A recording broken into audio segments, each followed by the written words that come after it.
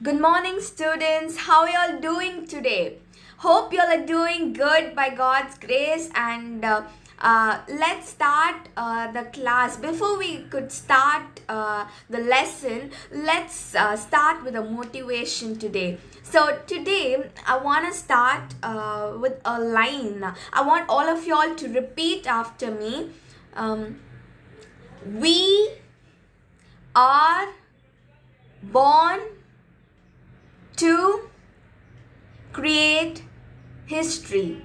So today we are born to create history. We are born to do a lot of things for God, and a lot of things we have purpose in our lives, and let's do a lot more, and let's learn more, and let's let learning process never stop in our lives. Okay, so let's start with the lesson major social evils. Okay, so today we'll be talking about this topic, major social evils, from this chapter, this particular topic. Okay,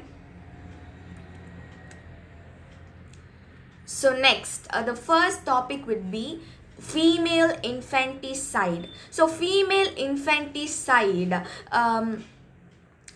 it's like in worldwide, the case for action by the UN Human Rights Council. So this is a picture where it depicts that how they are killing a newborn baby. Infants are babies, okay? They are not the fetus, but they are the babies. After the child comes out of the mother's womb, they are killing the baby just because she is a female. So that is a crime. Killing humans is nobody has the rights to do that. So human rights have brought this, they have taken this as an action. So that's the picture here. Worldwide it's a big issue. And next, let's see. Okay, female infanticide. So female infanticide, the majority of China's provinces practiced female infanticide during the 19th century. So China was practicing this. They were killing the babies. If it's a female, they never wanted. They thought they thought the female baby is a bane to the family. She is not a person who can give them wealth, is what they thought. She will take the wealth, is what they thought. They thought lot of things. See here, they've told the dowry system in India is one given reason for female infanticide over a time period spanning centuries. It has become embedded with Indian culture as well. So China and India, female infanticide cases were high. Okay, so dowry system was followed. So if the bridegroom's family asks dowry, females, like the bride's family has to give money. So they thought she'll take away their wealth, but men gives them wealth, is what they thought. The baby when she is very small. So next,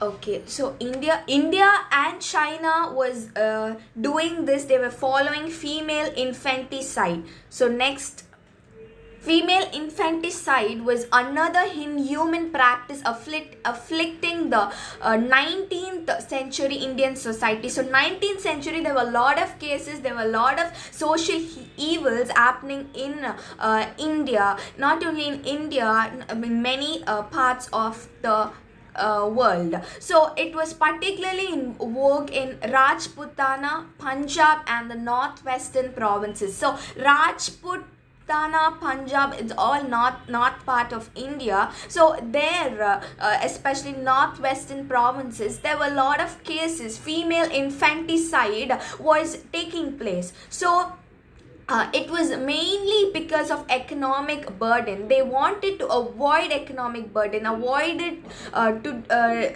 follow this dowry system. They didn't want to give dowry, so because of that they wanted to kill. So female infanticide is nothing about killing female babies. Okay, factors such as family pride, the fear of not finding a suitable match for the girl, because if for a girl getting a match is very difficult. So because of all these reasons, major reasons, those days they thought it's like that. So because of their superstitious beliefs, because of their thoughts, they thought this is she a girl is not a girl who gives pride to the family. But now it's not the case.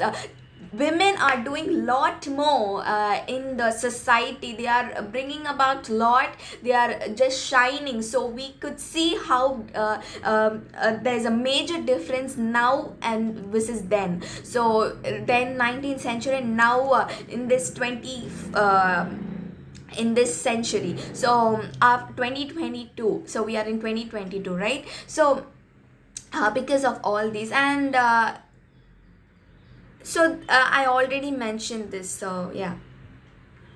So the company administration in India took steps to ban this practice by passing the Bengal Regulatory Act of 21 of 1795, the Regulating Act of 1802, and the Female Infanticide Act of 1870. So these acts you'll have to memorize and keep it in your mind, and because they are important.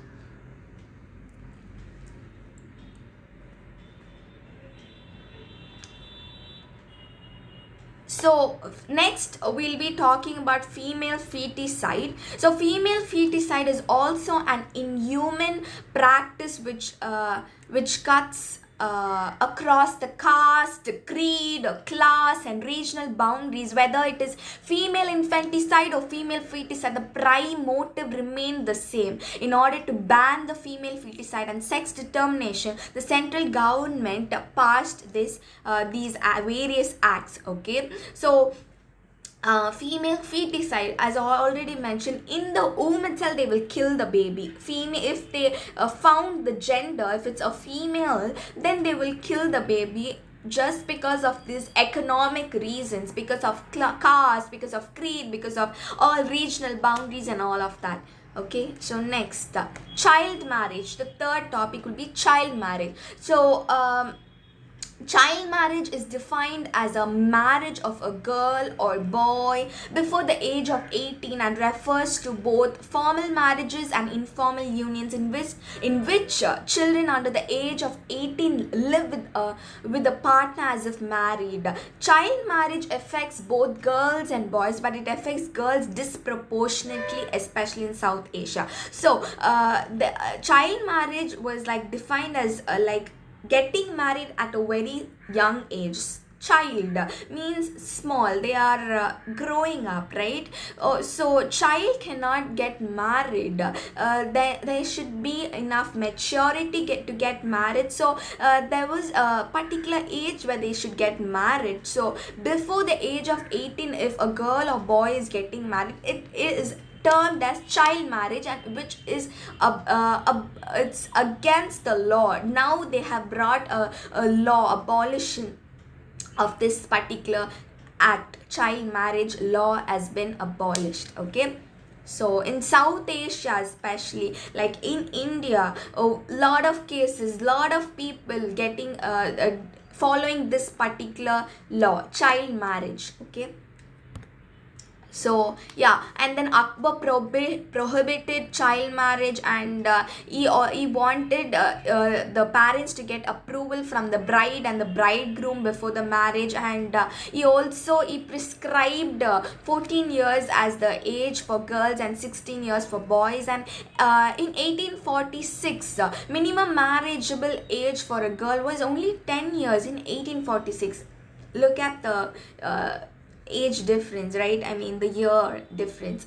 The Native Marriage Act was passed in 1872, and it fixed the minimum marriageable age of girls at 14 and boys at 18. So 1930, the Central Legislative Assembly passed Rai Sahib Arbila's Sarada's child marriage bill, fixing the minimum uh, age for boys at 18 and 14 for girls. So this was happening, and now later on they found in 1995 Hindu Marriage Act says that 18 years is for girls to get married and 21 years is for the boys for sure.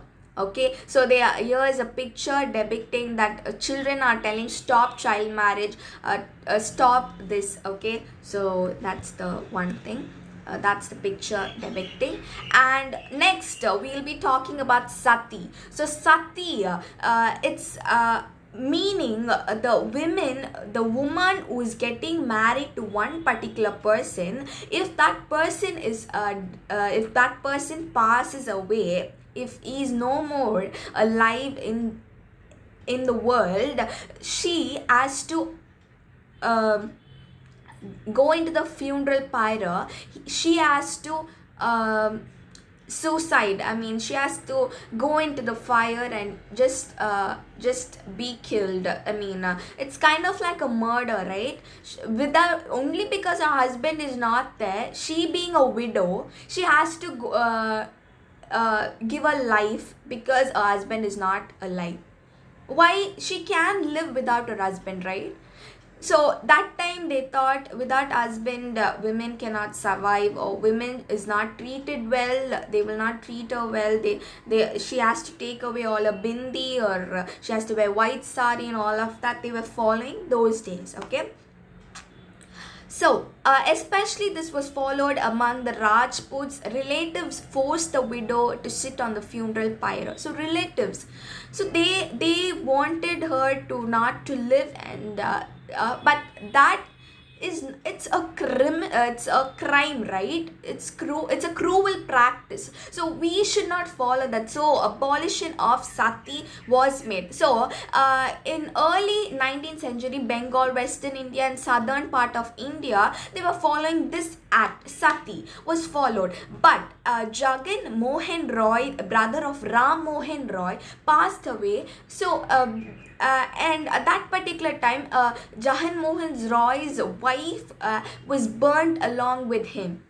So she had to I mean, seeing this, Ram Mohan Roy was not feeling this right, so he wanted to abolish this law. So I want you all to make note of this. Ram Mohan Roy wanted to abolish this law. So, and when law and Hindus mostly follow this religion, and this particular Hindu religion follows this particular act Sati. And when Lord William Bentinck questioned this practice, he abolished. He wanted this abolition to take place, and it was recommended by the judges of the criminal court.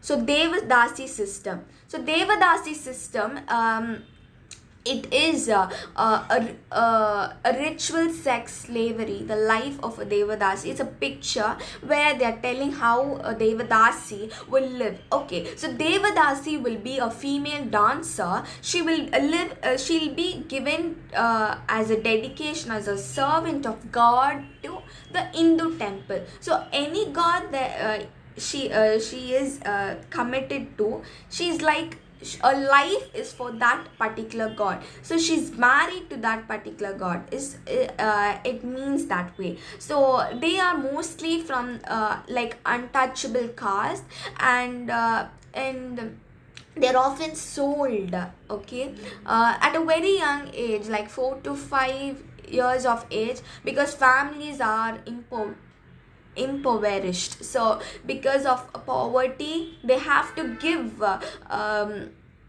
their children, the girl child, to this particular temple. So any temple they go to, and so that is Devadasi's life. It's very pathetic, it's very like very feeling very sad. So those days they were going through a lot like this. So Dr. Muthulakshmi Ammayar was the first woman doctor who found this as a cruel practice, and she wanted to abolish. And Tamil Nadu Legislative Council in 1929 approved this, and yeah. So thank you.